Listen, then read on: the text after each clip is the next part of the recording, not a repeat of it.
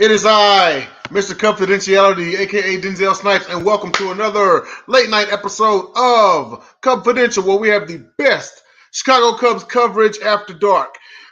We have a jam-packed show. We've got a lot to cover, but first and foremost, I would like to bring to the stage, front and center. He's back, the Brooklyn bad boy. You missed him. I missed him. We missed him. Get on in here, JB Ellis. Let's go. What's going on, my man? How you been? Good, man. Good to see you back. Oh, I mean, the Cubs were gone while I was gone, too, I heard. Well, they broke a couple of streaks while you were gone, and I'm pretty sure you'll get to that. I mean, I don't know. They didn't win much while I wasn't around, so I don't know. But they did win, you know. I guess beggars can't be choosers, but I don't know. I'm not very happy with the performance, as I was watching a lot of Cub baseball, and it just was not good. But we'll talk more. Yeah, how's everything else been? Good? Pretty good. You ready to get them in here? Yeah, let's do it. Let's start out with Jenn, and we'll talk about the not-so-great San Diego Padres series. Hi. Oh, was it great? We didn't enjoy losing that entire series? What? Yeah. Oh, it was horrible. That was atrocious. 9 losses in a row, dude. Yeah. I mean, I got to blame coaching. I mean, at this point, I've got to blame coaching. I've got to blame the front office because there's something not connecting. And, I mean, losing 4-1, okay, not good, not bad, not atrocious. 5-12, bad. 5-19, atrocious. Then they tried to bring it back a little bit more on the 16th with the 4-6, and in the first 3 games of that series, the Cubs gave up 25 runs. And it's sad. We don't know what's going on. I mean, Killian was struggling immediately into his second career start. The Cubs got to San Diego starter Ryan Weathers for 4 runs. 4 runs in the bottom of the second. Like, that's just, And Christner Morel did what he could do, but he's one dude, right? Sorry for interrupting you. It's been pretty bad. I mean, not much to be happy about. What are you supposed to do when your team gives up a ridiculous number of runs? And, it goes back to, I was watching a game last week, and Hendricks was pitching. He was pitching pretty well. They took him out. All of a sudden, the wheels came off. And, Ross just does not know how to handle the bullpen. Why does he keep putting Schwanda in? Well, the games at that point are ridiculous anyway. There's no point. It doesn't really matter. So, when it doesn't matter, it doesn't matter. True, but, I mean, he gave up 3 runs in 1 inning himself. I mean... But it didn't matter at that point. I know. If he didn't give up any runs, they still would have lost. So, when it doesn't make a difference, it doesn't make a difference. True. Ross is just not the guy for the job. He doesn't have a handle on what the team needs or is doing. He just a bad manager. And, part of me wonders if they're just looking to see what's going to happen next year and saying, who cares at this point?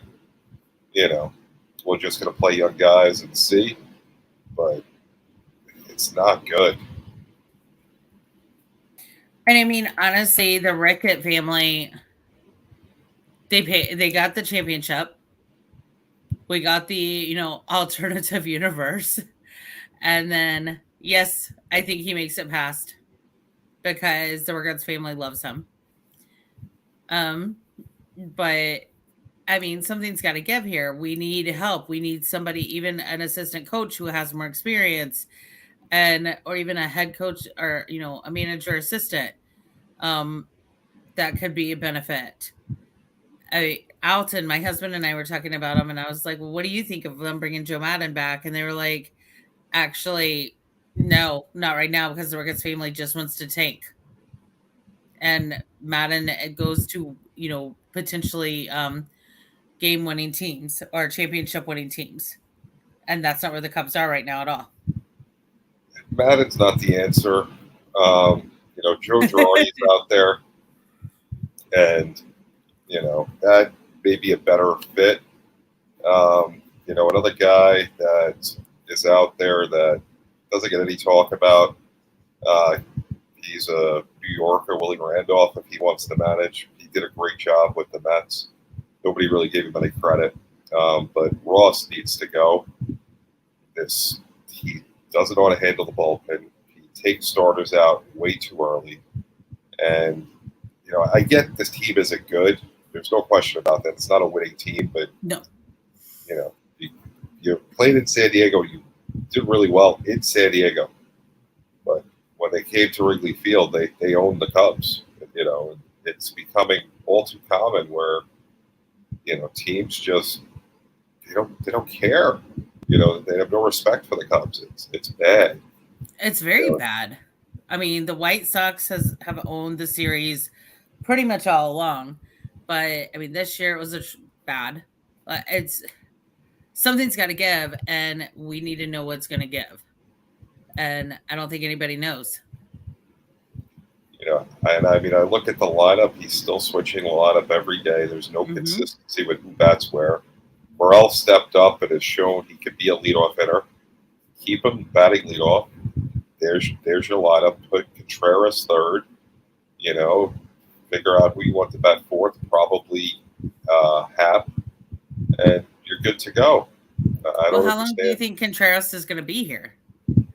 Well, he's definitely going to be here next year. So, unless they trade him, and he's the only guy right now on that team, except for Hayward, that has any consistency or any tie back to the championship, and he's the guy to build around with the young guys.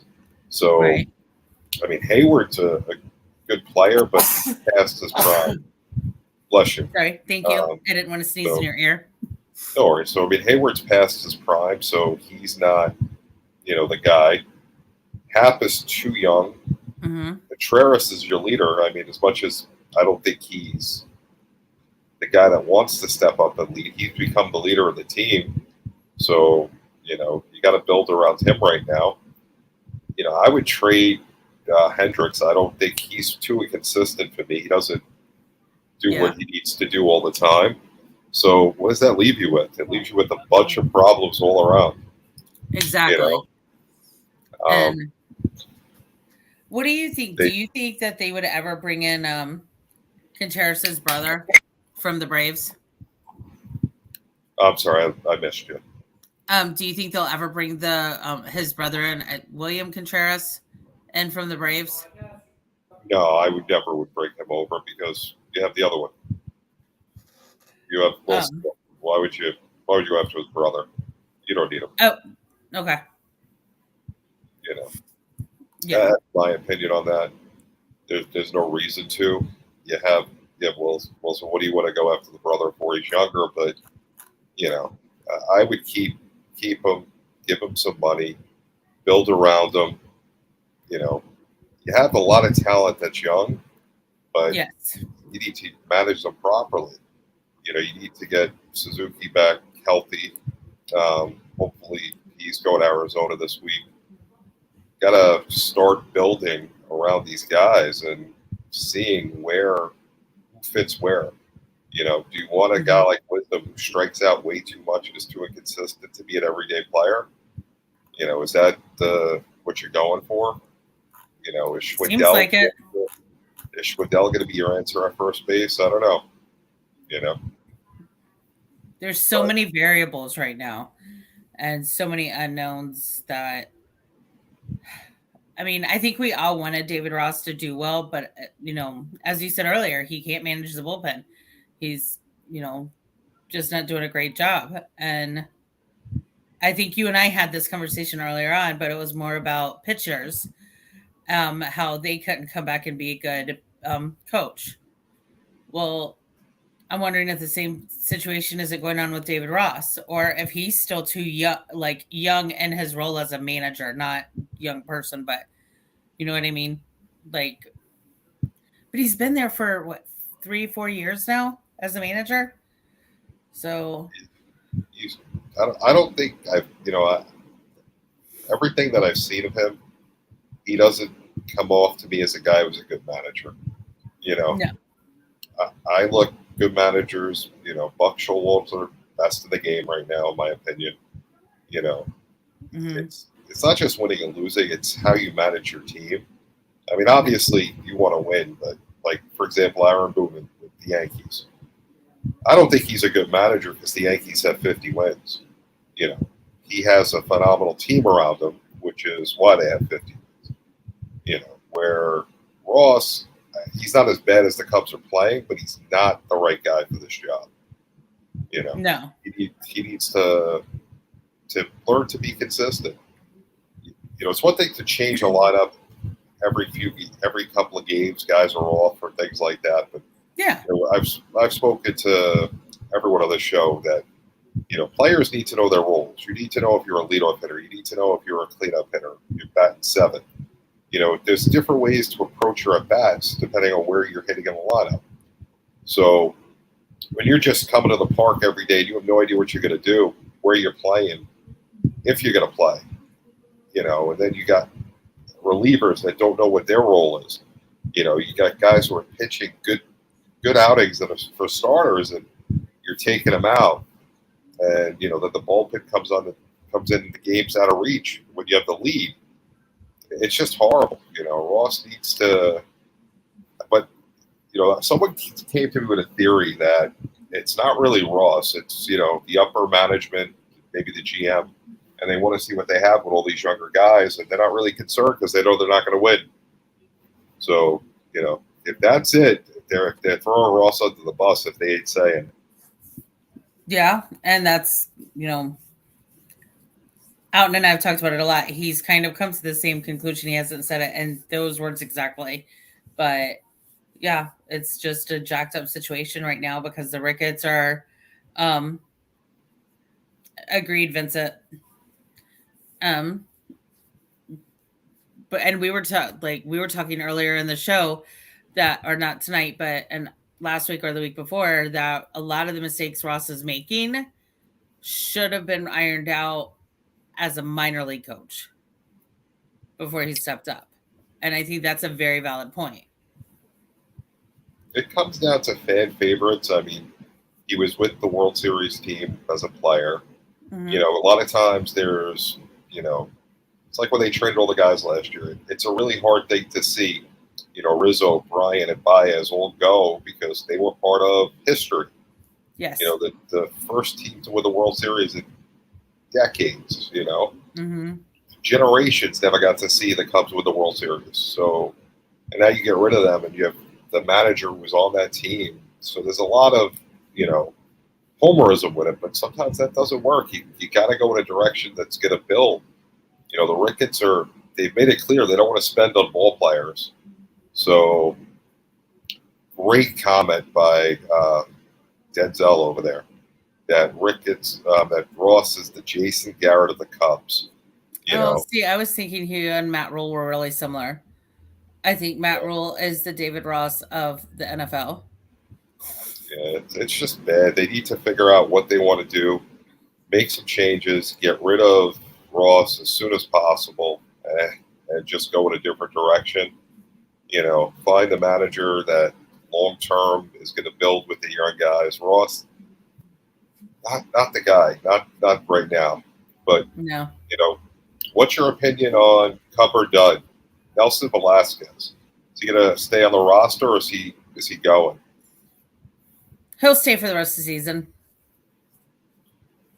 You think? I mean, because when Suzuki gets back, it's a spot that's got to go. So you think he's staying? Yeah, but Rossi changes the schedule during the game, so I think he'll stay. Interesting. So before you go, yes, Ross makes it past the All-Star break, or is he gone? I actually think he does make it past. However, obviously owners have lied in the past. But Rickett just said I forget which Rickett, but one of them was like, "Oh, we love David. He's going to be our guy. We just signed his extension, blah, blah, blah." I think he's here at least through the season. I don't know. I hope you're wrong. I never like to see somebody get fired, but you know what? He'll keep the rest of his money on his salary. Let him go enjoy a few years off, spend some time with his family, because it's time to go in a different direction. You know. Exactly. Sometimes guys just aren't the answer. But we'll see you next week. We'll see you next week, Jen. And where can people find you? Y'all can find me on Three Chicks in a Pod on Tuesday nights at 7:30 Eastern. Obviously, Cubfidential, the best late night Cubs talk show, on Tuesday nights as well, 11 p.m. Eastern. On Thursdays at 8 o'clock, the Pundits Pundit. Then previously, at least, the NFL Carousel was on Thursday nights as well. We also have the NBA Carousel, but that's on hiatus right now as well. So, and you can find me on Twitter and social media. Thanks so much, Jen. We'll see you next week. Thanks. Bye. All right. So next we got the Colorado Avalanche fan coming in, who I don't know how he's doing right now. I mean, are we on Suicide Watch? Are we confident that series is going to turn around? I know we're not talking. I know this isn't a hockey show, but we got to go there. To be completely honest, I expected Tampa Bay to win that game because you don't want to go down a series 3-0, but I do expect us to bounce back. I said it was a 6-game series at the start. I haven't backed down from that. If we win tomorrow, then it's a 5-game series. All we have to do is play better. But Tampa Bay is going to give us our best shot. Again, we just got to weather the storm. We almost did. But then obviously the offside call, which we're not going to go there. It's just the game just got away from us. We can't have that happen. All right. So real quick before we get into our Cubs talk. So if you watch Sideline Sports tonight, you know, big talk was Game 4 is going to determine the series. If the Avalanche play like they did in Game 3, the series is over. And obviously if Tampa doesn't win, the series is over. But if Colorado comes back and plays with some life, you know, it's Colorado's series to take. What do you think? I wouldn't say that game tomorrow is, I mean, it is important, but even if they're tied 2-2, guess who has home ice advantage? The Avalanche. And we saw what they were capable of in games 1 and 2. Yes, it's important. I think, though, if Tampa Bay does end up winning and it's tied, the Avalanche is going to have more pressure to go home and win it. Obviously, if you win, you're up 3-1. You can win the cup at home. So I do. It's a yes or no question answer to me. Yes, it's important, but not really that important because we have to win at some time on Tampa Bay, but we don't have to because of the fact that we have home ice. We could easily win it in Game 7 at home. But Tampa also has to prove they can handle the thin air of Colorado. Interesting. All right, so let's get back to what we're here about. So let's talk about the Atlanta series.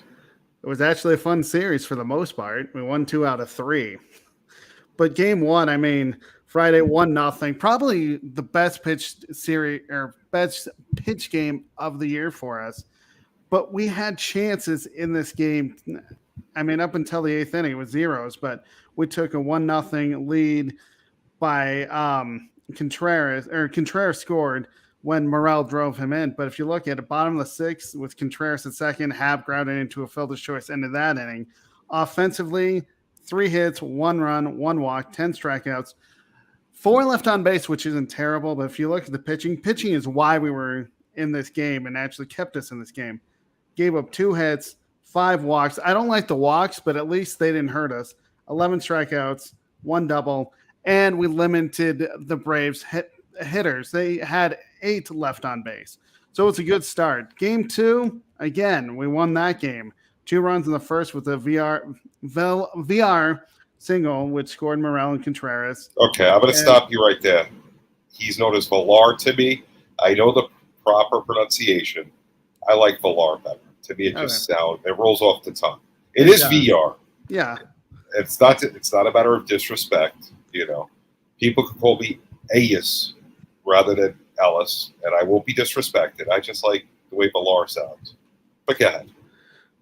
But then, so Villar scored, which actually scored Morel and Contreras, and the second Contreras singled to right, scoring Rivas. Then in the third, Hayward doubled. Actually, finally, Hayward's doing something. Scored Ian Happ. Braves got 2 in the fifth. In the sixth, though, Morel head into a double play, but luckily Rivas was on third and he scored. Bottom of the seventh, Ortega scored to extend the lead 6-2. Of course, we won 6-3. Overall, 13 hits, 6 runs, 2 walks, 12 strikeouts, 2 doubles, 1 home run. The thing that bothers me, though, is 8 men left on base. You can't have that. That's too many. But pitching-wise, 9 hits, 3 runs given up, 3 walks, 9 strikeouts, 1 double, 1 home run, and 8 left on base. And then Sunday, it all went downhill because we got shut out. We did have chances to score with Rivas at first and Hayward at second with no outs in the 6th inning. Couldn't score either. In the 7th, Horner at second, Gomes at first, Hayward popped out. So missed opportunity there. And then bases loaded in the 8th with 2 outs. And Wisdom ended up flying out in that inning. But 6 hits, that's not acceptable. But pitching-wise, Hendricks didn't have his best stuff. 4.1 innings pitched, 8 hits, 6 runs, 1 walk, 6 strikeouts, and 2 home runs. Overall, though, gave up 9 hits, 6 runs, 1 walk, 11 strikeouts, 2 doubles, 2 home runs, and left 4 on base by the Braves. So that wasn't our best game at all. So what's your overall impression when you look at the Cubs? First of all, let's talk about the winning streak the Braves came in on. Friday, they're on a 14-game winning streak. The Cubs' 10-game losing streak looked horrible. And this is how funny baseball is. When this happens, what happens the first 2 games of the series, the Cubs dominate. So what's your thoughts on, how that played out? Well, you're playing the world champions. I mean, they won the World Series. You want to give them your best shot, and that's exactly what we did in the first 2 games. I mean, we had pitching in the first game. We had pitching in the second game. And the fact is it didn't happen in the first game when we won 1-0, but in the 6-3 game, we actually had timely hits. Again, when the world champions come in, you want to have your best stuff. You want to win. I mean, I know it's a lost season right now, but at least we can hold our head high that we actually beat the world champs. But it's funny that they were on a long winning streak and we were on a losing streak, and we wanted to end that just to have the feeling of, winning a game, a little bit of celebration. Now, looking at the loss of the series, Wisdom, once again, either hero or goat, nothing in between. Is he the guy you want long-term, on your team? No. I want somebody who can actually have timely hits, do something. And Wisdom right now, I know he's young, but he's just not getting it done. And I would have to think that if you're looking at the long term, yeah, he could get better, but if you're looking at just 3-4 years down the road, I don't think he's the answer right now. Of course, nobody is at this point for the Cubs, but I would have to say you have to move him at some point. Yeah, and, going across the diamond, Schwindel, he's from St. John, so automatically I love Schwindel. He's my guy. But, he obviously we know he can't pitch because we tried that twice, and it's worked out really bad both times, as Jenn alluded to a couple of minutes ago. But, is he a long-term answer at first base? I have to say, from what I've seen from him, at least in the next 2 and 3 years, yes, but you're filling the shoes of Rizzo, who was there forever. So I have to say, you give him a shot for the next 2 to 3 years, he's going to get better. That is Schwindel, but this team is a mess right now. And then you go to the outfield and you have, Suzuki, who's about to go to Arizona and embark on rehab. From what you've seen so far before he got hurt, is, he the guy that they thought when they brought him over? I would have to say, when I saw him, of course, a month ago, I thought this guy looked really good. He was playing very well. I have to say right now, yes, they've spent their money wisely. I don't like the injury history, but he's not a guy that's going to hit a ton of home runs. He's going to get timely hits. He's going to get on base. That's exactly what he's been doing. Of course, in the outfield, he's made some amazing plays, but the problem is he needs to stay healthy. I just hope this injury, I mean, I know it's one, but is that going to be 2, 3 down the road? Is he going to learn from this not to take a chance to go sliding into a base? I want him to be aggressive, but at what cost? I don't want him to be on the long-term IR, because if they do that, let's say next year he spends 40 games on the IR, then I have to say it's not money well spent. I would have to say right now he is all we've thought that he would do. Now with Morel, what we're seeing right now, flash in the pan, is this legit, or is this fool's gold? I would have to say right now it's a flash in the pants, because when he starts seeing pitchers that already know him and they're going to get more scouting reports, he's going to end up, pressing at the plate. He's going to swing at pitches lower or outside the zone, and he's going to end up grounding out, flying out. I just have to think this is a flash in the pants. He's done well, don't get me wrong, but I just have to think that with scouting reports, like I said, they're going to catch up to him, and then they're going to know his tendencies. So I would have to say this is a flash in the pants at this point.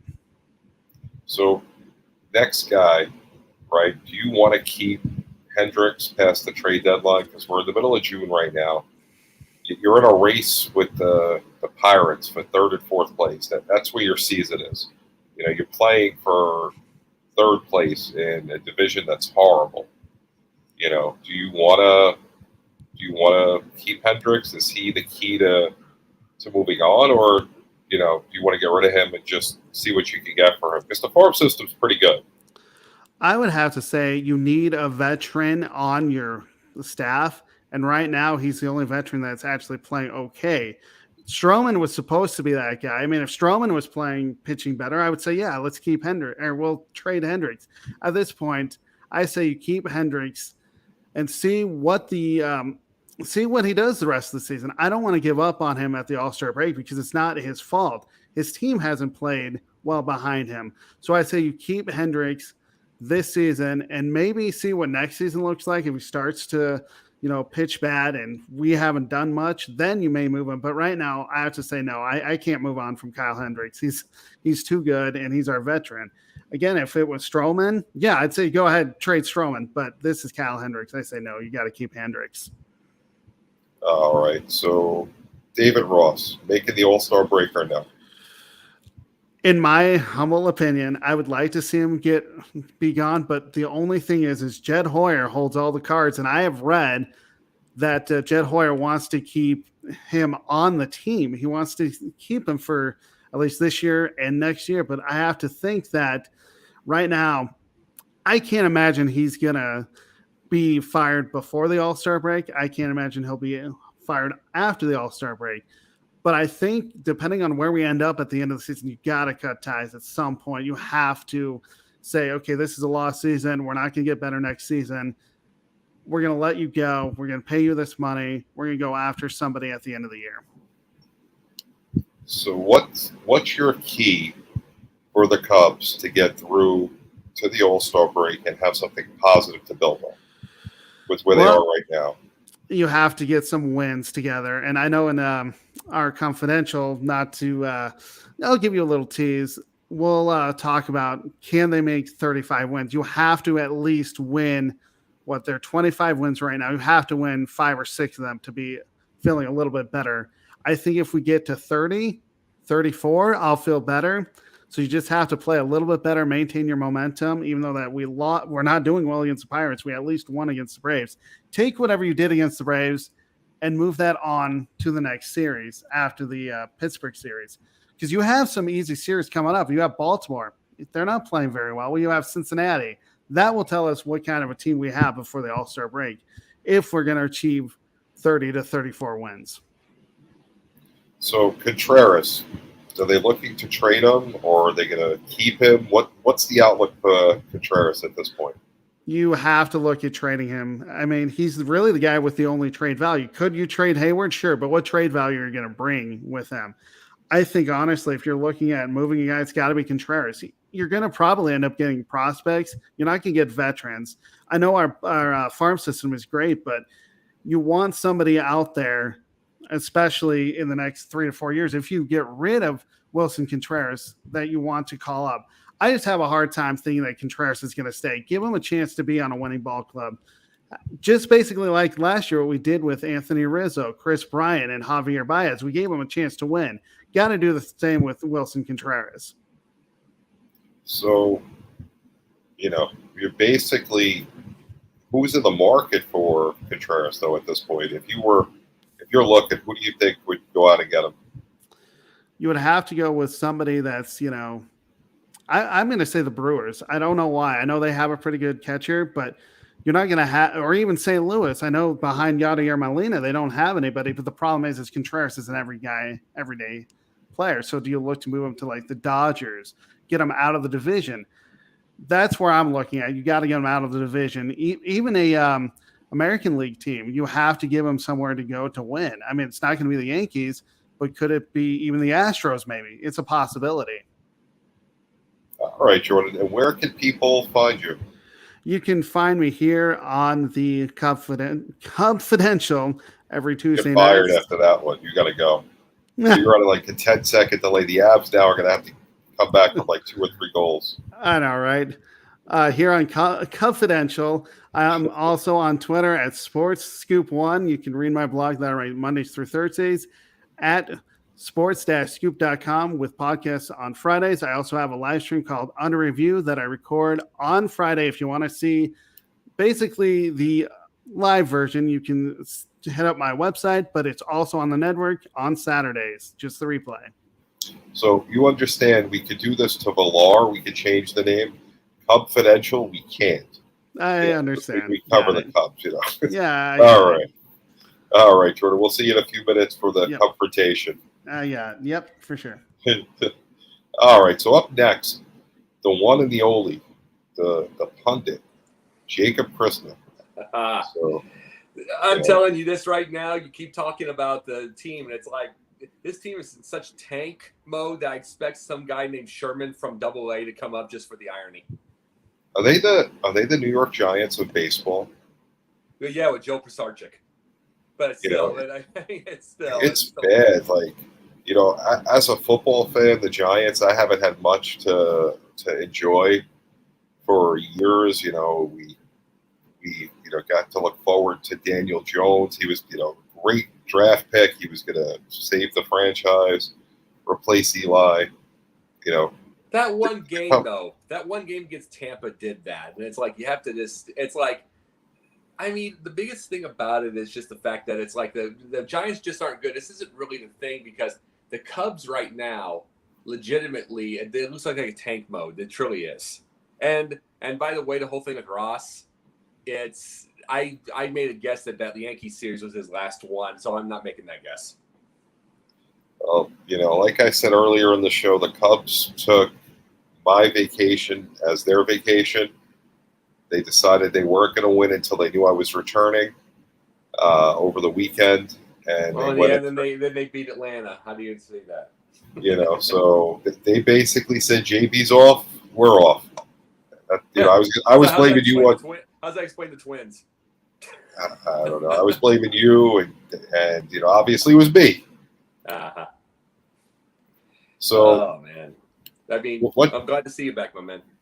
Thank you. So, let's talk about the '84 team when the Cubs made the playoffs for the first time in 39 years.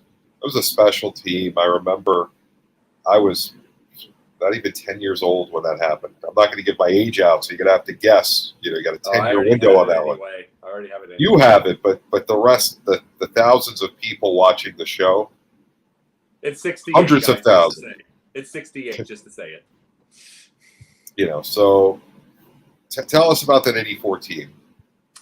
First year I watched, it was 84. I was 6 years old. And my very first game was an NBC, the Bob Costas game of the week. You know, we used to catch that. It was against the Astros, and it's like I thought I'm 6 years old, so I'm thinking it's the Ubs versus the Stros because the Cubs logo. I didn't know that was a C, so I thought it was the Ubs versus the Stros. Who knows? But Wow. I mean, but that was a wonderful year. It's like, and then the thing was, like I said, I had such an absorption of sports real fast. So I'm noticing things really fast. And then I catch that Cardinals-Cubs game in the middle of summer, and that was the Ryan Sandberg 2 home runs. And see, what I find so funny about that, looking back right now, is he gets a home run from Bruce Sutter, and then he gets another one. And it's like, this tells you how different the game is now. Bruce Sutter was allowed to stay in a game to give up 2 home runs. The closer is allowed to stay in for saying like 3 innings to get 2 homers. And it's like, it's such a different game now. Yeah, it really is. Now, back in '84, tell us some of the guys on the team. Well, you got Jody Davis, catcher.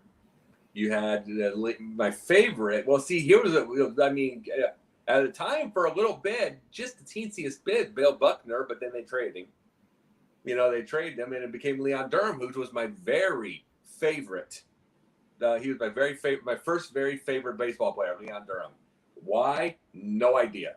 As a 6-year-old, I was also enamored by Boy George. I can't tell any. I can't tell any. Wow. Yeah, I mean, I had no idea why. You just don't have any explanation. I've seen it all. I know. You have no explanation of anything. So why was Leon Durham? Who? Yep. Well, see, I'll explain this thing too.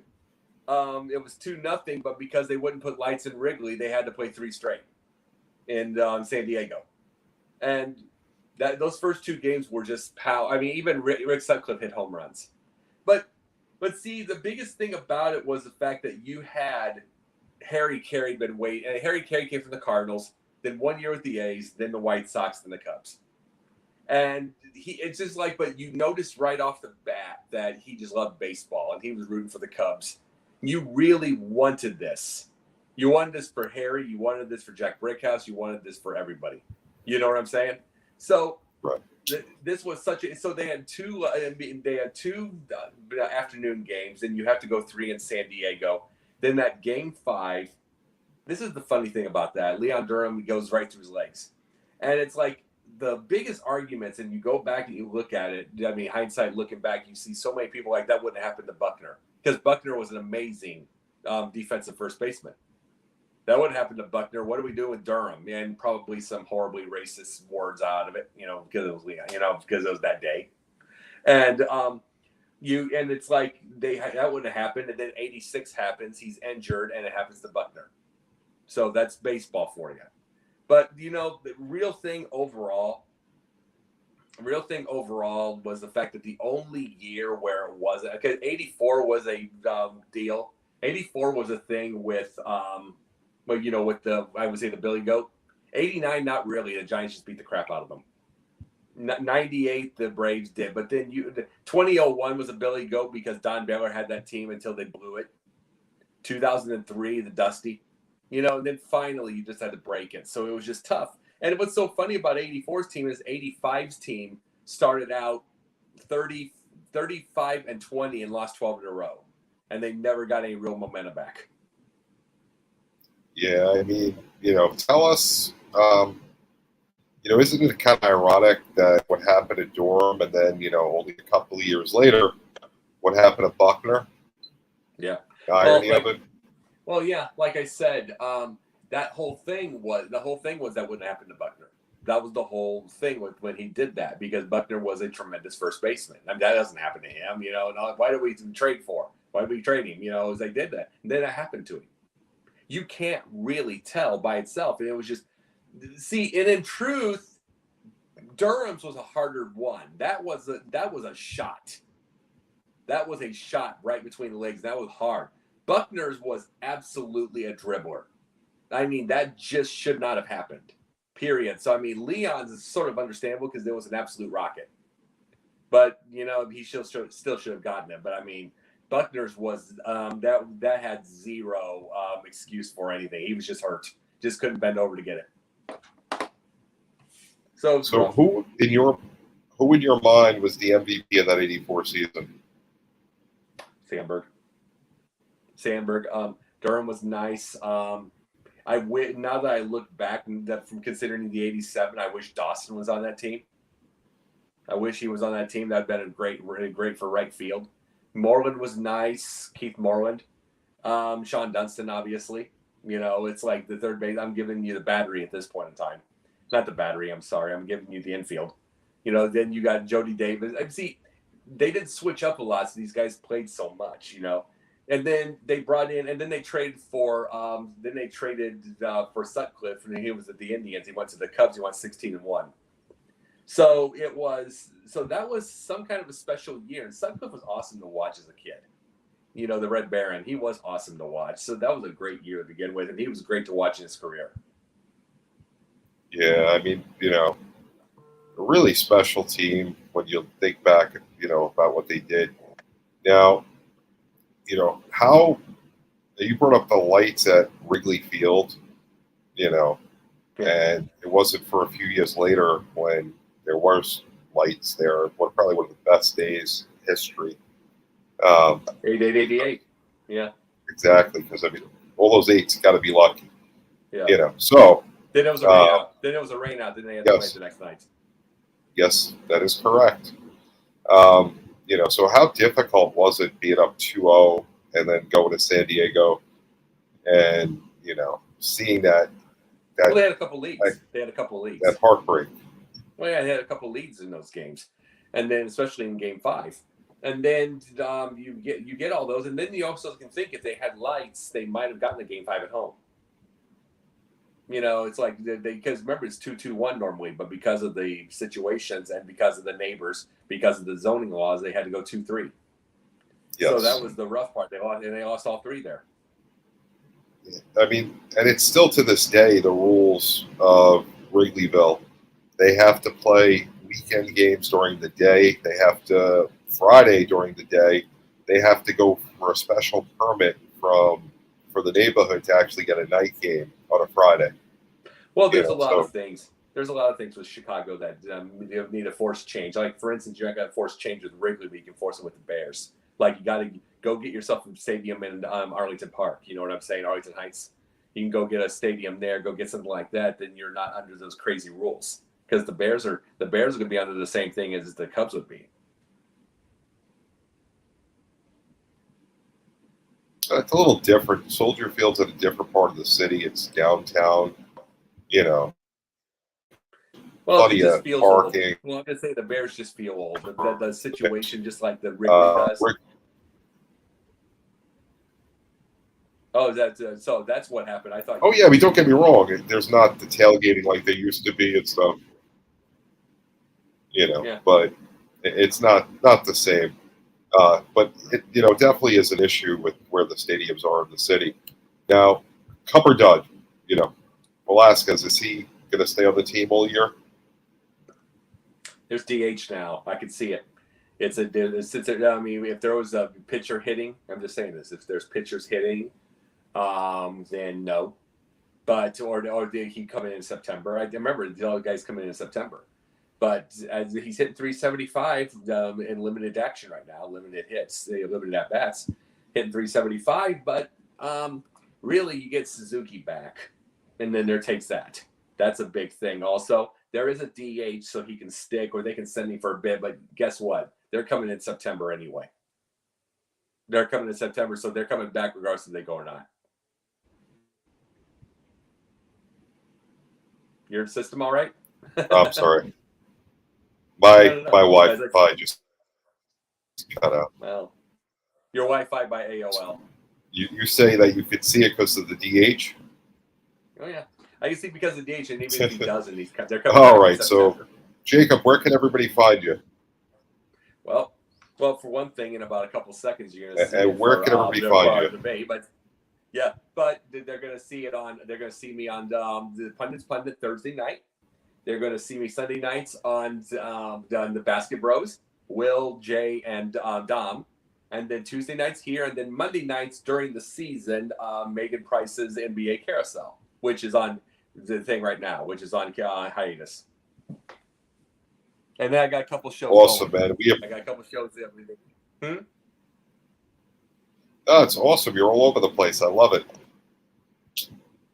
Oh, no. All no right. problem. I'll see you guys in a second.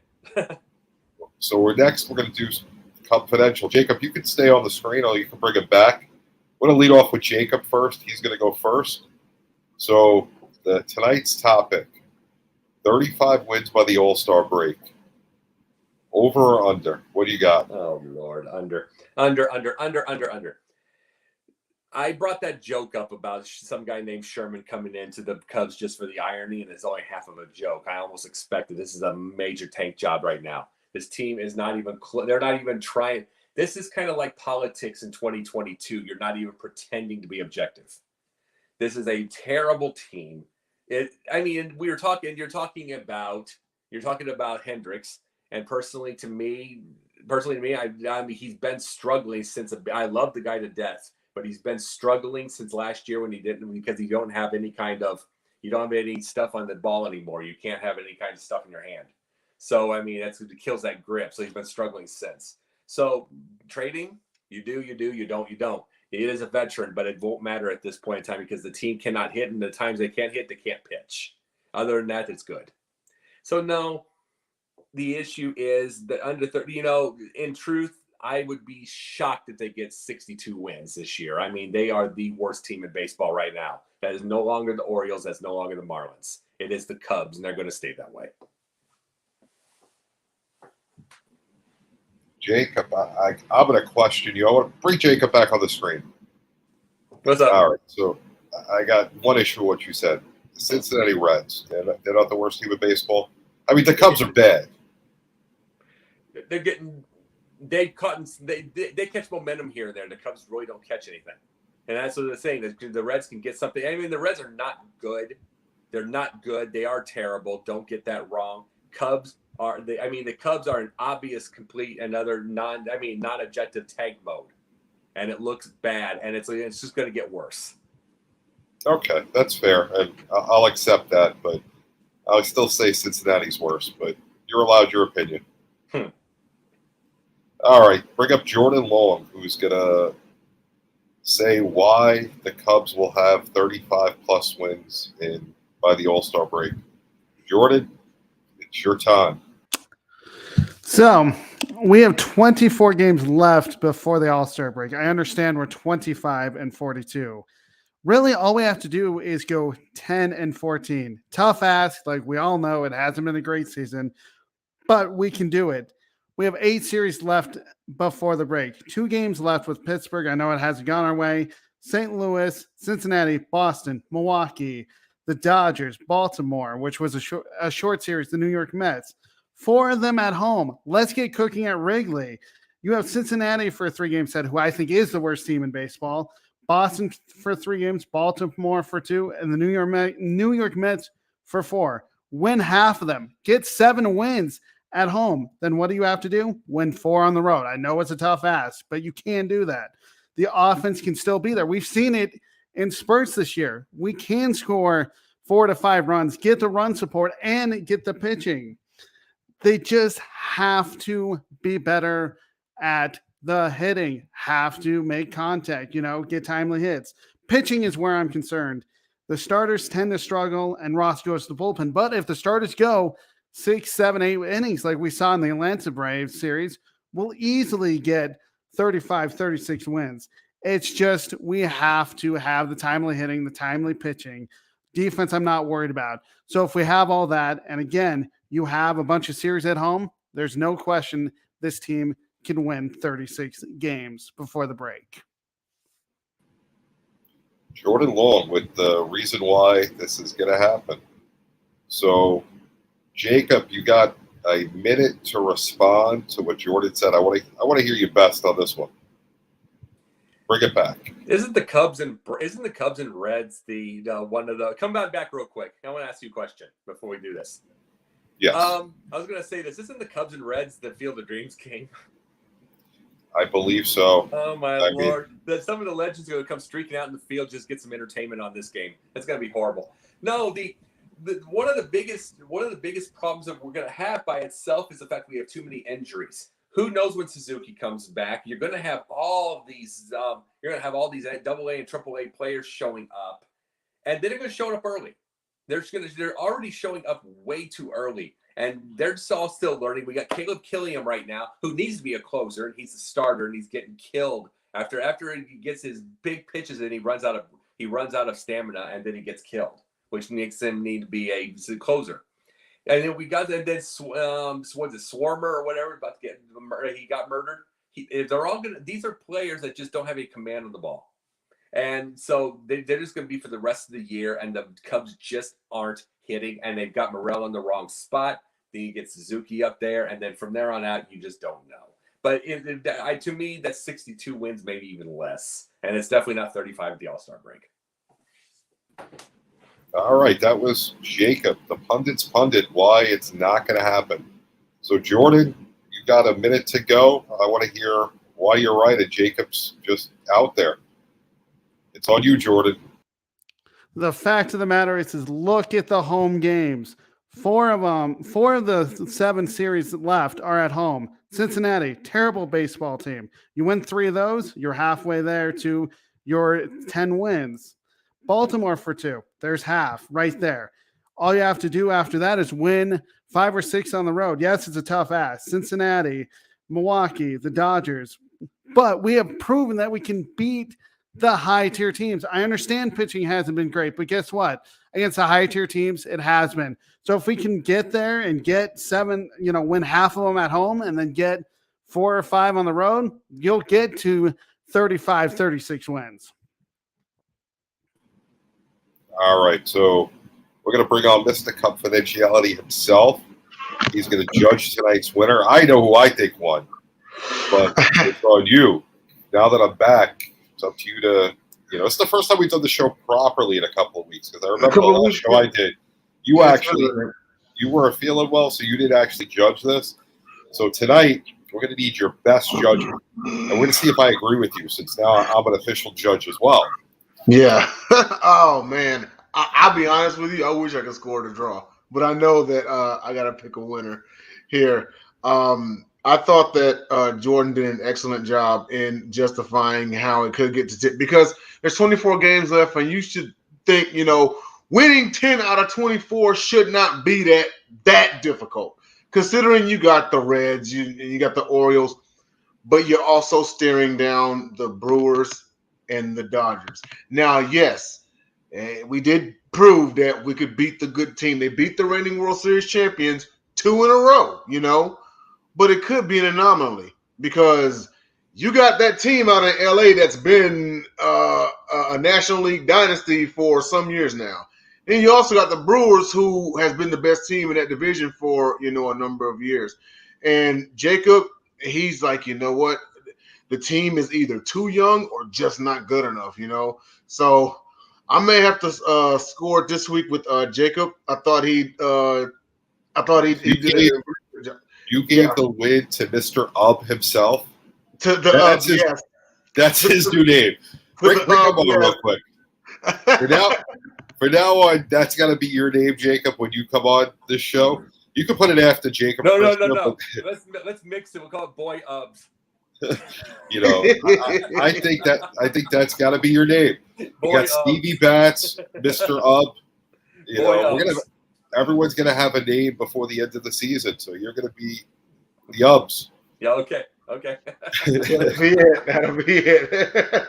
But great job out of both of you. I mean, it was a tough topic. I know it was something as simple as, can they get 35 by the All-Star break? And again, you figure 10 out of 24, but then considering who they're going against, and then considering the level of talent, I mean, it's tough to call either way. Could shock us all and win 11 or 12 games, so who knows? The rest of the year? Well, so I'm gonna give props though to both of you. You both had compelling arguments. I actually would have given it to Jordan Long, but good thing you don't count. But since I don't get the vote, and it is what it is. But before we go tonight, I just want to say a couple of quick things. You know, Sideline Sports right now has shows 7 nights a week. We have the Geary and Stein show, which let out a major announcement, which was publicized by almost every NFL publication. If you haven't heard it yet, go listen to the show. I'm not going to tell you the announcement. You probably read about it, but I'm not telling you. Go listen to their show. You have the Gauntlet, which just announced 2 major sponsorships tonight. My team's been in meetings with big sponsors trying to get them to come on board. Our TV network for Sideline Sports has transitioned to dbtv.tv, which is DB Television. Make sure you follow it up for Sideline Sports and the sports arena. Make sure you're watching all the shows. Subscribe to the YouTube, like the YouTube. Shows every night of the week. Great host, great shows, great content. If you're not watching, I don't know what you're doing. Have a great night, guys. We'll see if the Cubs can get 35 wins by the All-Star break. We'll see if we get a couple before next week. We still got to play the Pirates a few times, and you know we just can't beat them. That's it. Have